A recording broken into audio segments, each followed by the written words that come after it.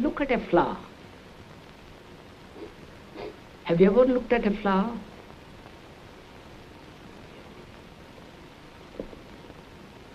Or you have looked at it, given it a name, and passed it by. Or you have said how beautiful it may smell it. All these are distractive actions which prevent you from looking at that flower. The speaker is Krishnamurti, one of the more challenging and creative men of our time.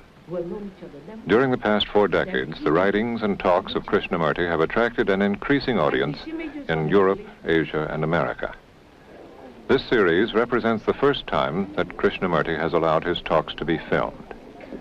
In this second of 8 programs, filmed principally in the Ojai Valley in California, Krishnamurti, in public talks and in informal conversation, speaks directly to the fundamental problems of today. In particular, he speaks of the problem of change and suggests that the real problem is not changing society, but changing ourselves. Various forms of entertainment, including churches, but it has no meaning. Is it possible to empty the mind of the known? One must have asked this question vaguely or with a purpose, because one suffers, one has anxieties, whether it's possible to go beyond, or one has vague hints of it. Now we are asking it, we are asking it as a question which must be answered, as a challenge which must be responded to. And this challenge is not an outward challenge, but a psychological inward challenge. And we're going to find out whether it is possible to empty the mind of the known. Look at that oak tree. Actually look at it.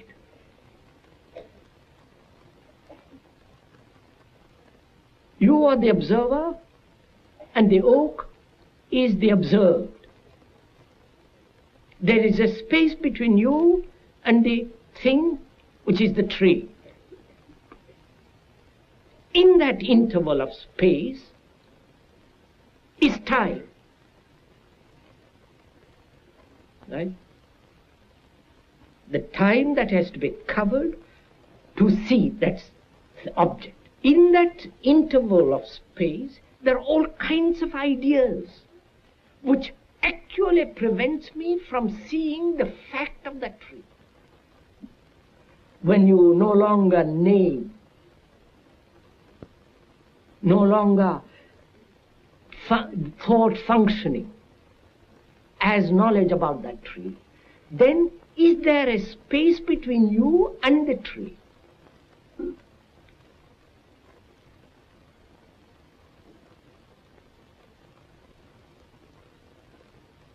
Then, if you go into it very deeply and observe all this, then the observer is the observer, which is not the observer identifies himself with the tree. Observer is the image which has been created. Observer is the image that has been created. He is the censor, the entity that judges, compares, all that. Now, and then he looks at the object. Either the tree or his own experience, or his image, his relationship with somebody, another.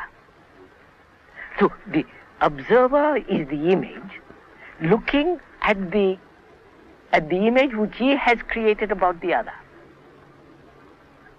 So the relationship between the observer and the observed is not a relationship. It's 2 images looking at each other. Now, if the observer when the observer has no image at all, which is quite a tremendous problem, inquiry, which is meditation, all that, then the observer is the observed. What is the observer. Not the observer is looking at what is. Right? When the observer is the observed, and the observer has always acted as though the observed is something different from himself, then he could act. But when he realizes that the observer is the observed, all action ceases on his part. And therefore all effort.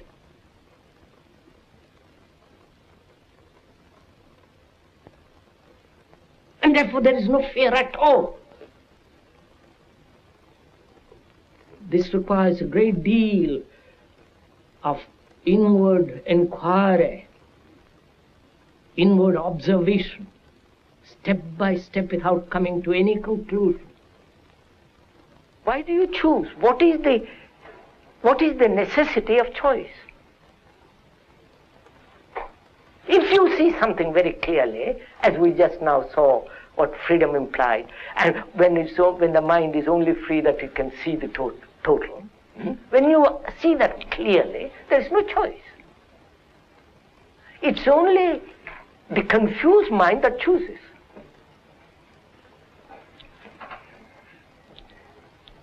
Awareness takes place only when there is no choice, or when you are aware of all the conflicting choices, conflicting desires, the strains, just to observe all this movement of contradiction. And knowing that the observer is the observed. And therefore, in that process there is no choice at all, but only watching what is. And that's entirely different from concentration. And that awareness brings a quality of attention.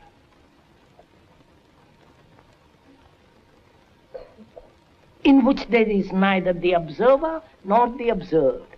When you really attend, completely attend. Like when you're now, if you are really listening, there is neither the listener nor the speaker. And that state of attention brings about an extraordinary freshness, youth, not youth, in America they use that word terribly.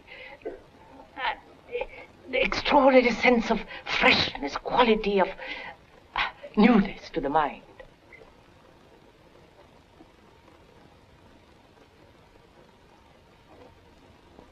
And this emptying of the mind with all the experiences it has had is meditation. If you observe very closely, and that's one of the most arduous things, and that doesn't need effort at all, just to sit of an afternoon whenever you have time and leisure, to look at it.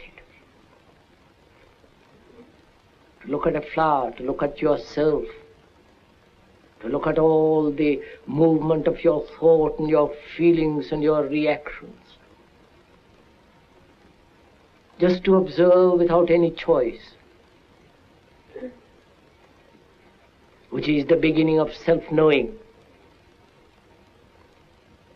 And without self-knowing, man is caught everlastingly in confusion and misery. The thing that so strikes me in the talks and in the conversations that I've listened to is the contemporaneity, the immediacy, the directness. Yes. Of our problems. What we're talking about, and of our problems. Yes.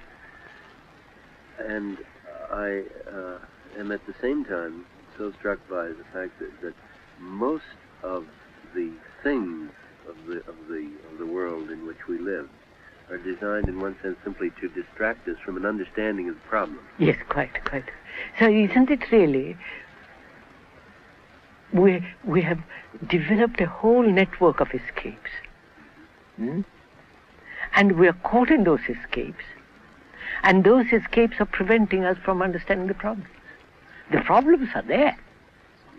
Whether, India, here or Russia, anywhere, they're there. But I'm not at all sure if religions, organized religions, dogmas, sects, have not taken us away from the central fact of being able to face these problems. Not translate them, you follow what I mean? Not try to go beyond them, but actually face them and see if we can't dissolve them. And thought creates the past, the present and the future, which is time. There is time by the clock, chronological time. We are not concerned with that. If you have to keep an appointment, and so on, you must have the chronological time of yesterday, today and tomorrow. But we're talking about the psychological time, which thought has bred. And that time is the product of thought.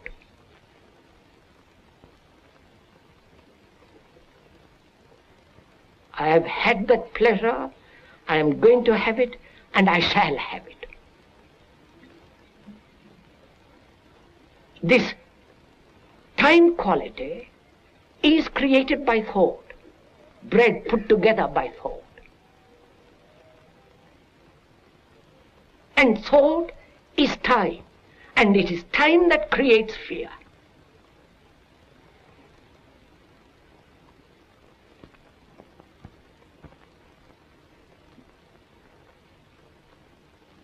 And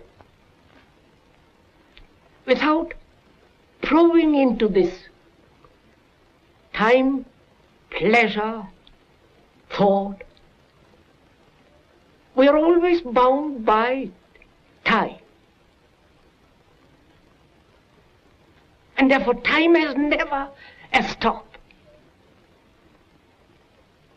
It's only when there is an end to time that is something totally new. You speak in terms of creating not a new consciousness, but a new society. New society in relation to a mind that has completely undergone a revolution with regard to the psychological structure of society. Yes. Which would mean a society which is not in time? No, it has to. All society has to be in time. But the individuals who have freed themselves from this structure, psychological structure, will be freed of time. Therefore, they won't be slave to time, but yet obey the laws of time in society.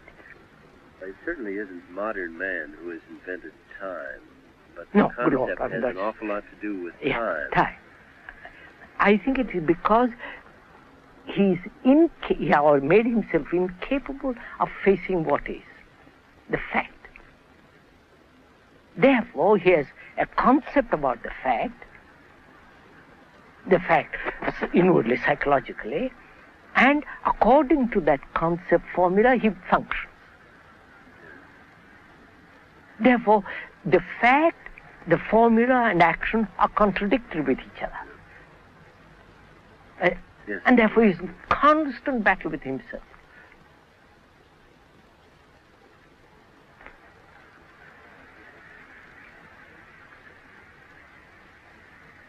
So is it possible to act without idea?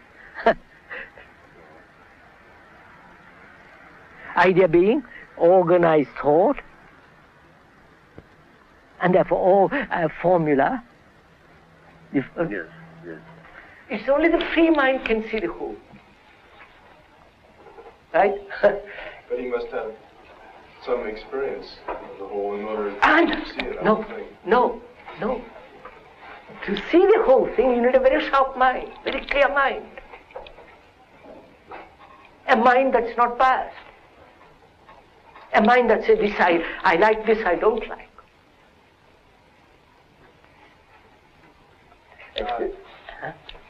Well, you have eliminated the mind that is in a pattern or expects to be led, or it won't ever see the complete truth. But does that necessarily mean that the mind that is free will will see the truth. Look, if you want to see the view of that valley from the hill, you take a survey of the whole thing, don't you? That means your mind is no longer merely fixed on the Thatcher school or a particular school. You look at the whole valley.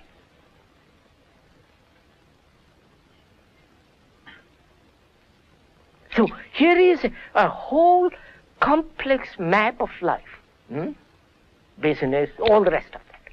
Very complex. And to understand the whole of that, you must be free to look. Therefore we say, free the mind from fear. As long as there is fear, that fear will take shelter in a belief. Christian or doesn't matter what belief. Because fear demands comfort, security, hope, and all the rest of it.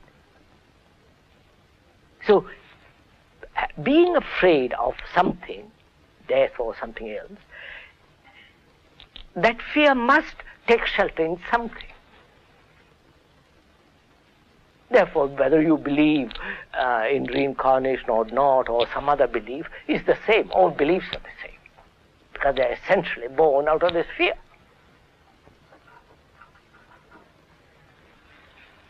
So really the question is, can fear be eliminated altogether? It's like inquiring into if there is such thing as God. I put it in quotes. That word God is so heavily loaded that has almost lost all its meaning. If one wants to discover it, if there is or if there is not, how does one proceed? Obviously, to find out, all types of belief must come to an end. And therefore, which means all form of fear must come to an end. Belief is a form of hope. And I hope because I'm in despair. And I invent a belief, a security, a state of mind which says there is something which is permanent. And I believe in that. And that belief, obviously, not only conditions all examination, all perception, but it prevents the total inaction.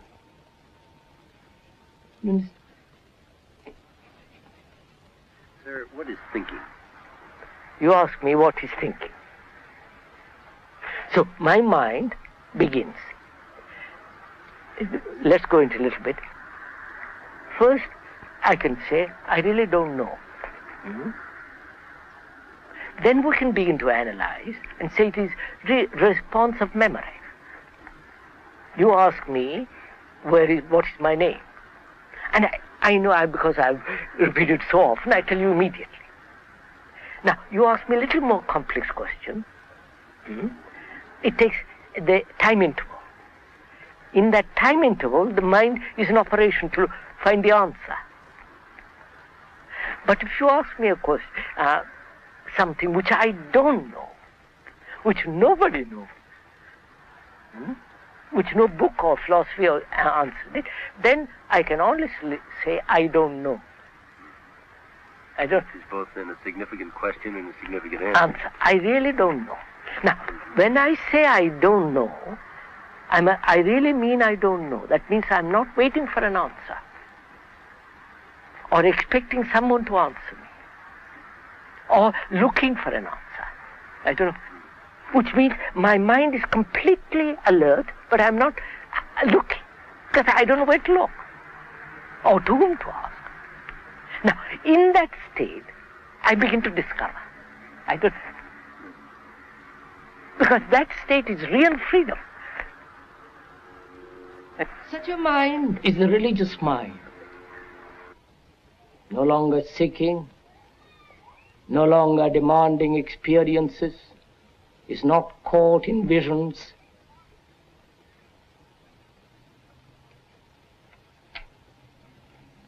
And such a mind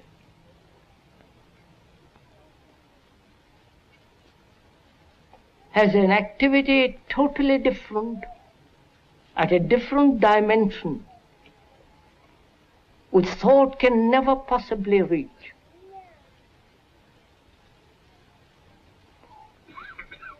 Thought has a place, very small place. But when one realizes that, thought has no place at all. Which doesn't mean you live on ugly little sentiments, emotions.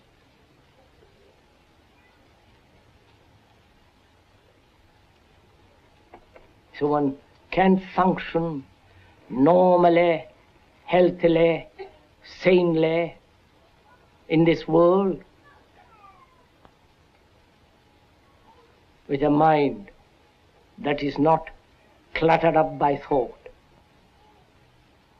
And it's only such a mind, the religious mind, that can know something beyond all the imaginations and structure of man's hope. There is no perfect society. And society doesn't want man to be free. Society does not want man to be free, because freedom means, according to socials, freedom means disorder. Revolt means disorder. Revolution means disorder. So society says, forbids that. But man is always seeking freedom. But freedom merely outwardly, in relation to the social structure. Therefore, he is a revolt against society, but not a revolt against the inner psychological structure which has created this society. I don't know. Yes. Therefore, the genuine radical is the revolution occurs within the human being. Yeah. Within the skin rather than within the framework of social order. Because we are taking a journey together into the whole psychological structure of man.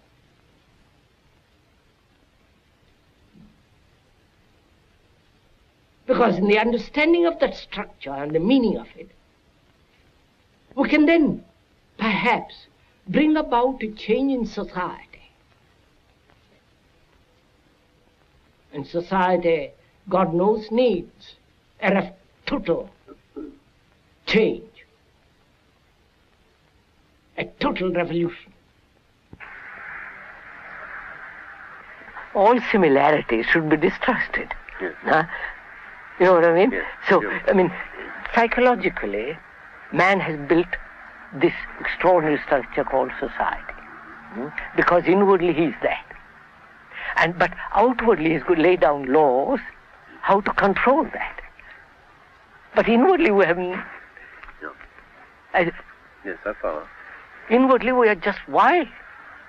It seems to me that society and the individual's inner makeup, that a society and an individual's inner makeup can be governed by quite different laws. In fact, be two quite different things. And I know much less about the laws that may govern an individual inwardly than I do about the laws that govern society. Quite naturally. And yet at the same time, from what little I know about the laws that govern society, I find I have a profound pessimism with regard to creating a new society. Quite. So that's why, sir, the problem is not changing society at all. And we always go off about talking about changing society, good society, great society and all that. I think the real problem is, can there be a real mutation in the human mind? That is the real question. when that takes place, society will look after itself. It is as if that human society may have evolved, but the human being as such has not. Has hardly evolved. And that, of course, and that awakens a problem, brings a problem. Is there evolution? Psychologically, not outwardly, there is. But psychologically, is there such thing as evolution? That is, becoming better, changing from this to that, or creating an inward perfection. All that implies time. And time is essentially, through time you can't possibly change the psychological factor. So if one can put away all idea of gradual revolutions inwardly, then we have to face the fact what is inwardly each minute and see if that fact, if what is cannot be absolutely be eliminated immediately. That is the real question. I don't know. There is no end to talking, to words, to attending meetings and reading.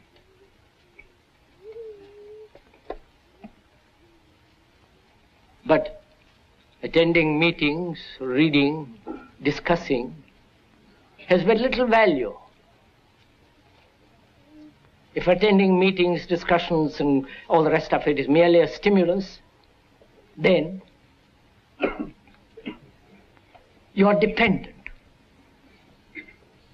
As people are dependent on LSD, on music, on pictures, on doing something. And as long as one is dependent, one is in conflict, one is in despair. And one has to come, not through reading, to discover the whole process of knowing oneself. For the knowing of oneself is the beginning and the end of all misery.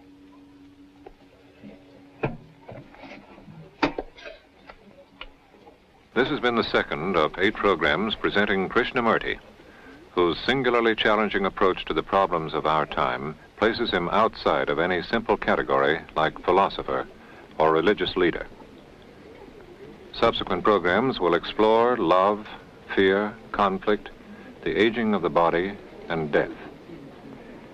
In his next talk, Krishnamurti will speak of freedom from fear.